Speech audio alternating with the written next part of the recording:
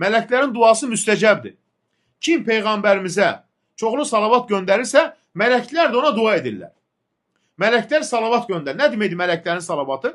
Yəni, sənin üçün dua edirlər. Allahım, o qulunu bağışla, dualarını qəbul elə, bərəkət ver. Ona görə Peyğəmbərimiz buyurur ki, kim mələklərin salavatını çox istəyirsə, mələklərin duasını çox istəyirsə, salavatı artırsın.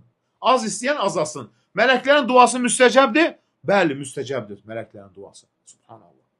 Ona görə mələklərin mömin qula salavatı, yəni rəhmət, bərəkət və bağışlanma diləməsidir. Bir anlıq düşün ki, milyardlarca mələklər sənə dua edirlər. Mələklərin sayını Allahdan başqa heç kimsə bilmir. Milyardlarca mələklər. Birinci səma, ikinci səma, üçüncü səma, dördüncü səma, beşinci səma, altıncı səma, yedinci səma. Hər səmada mələklər var.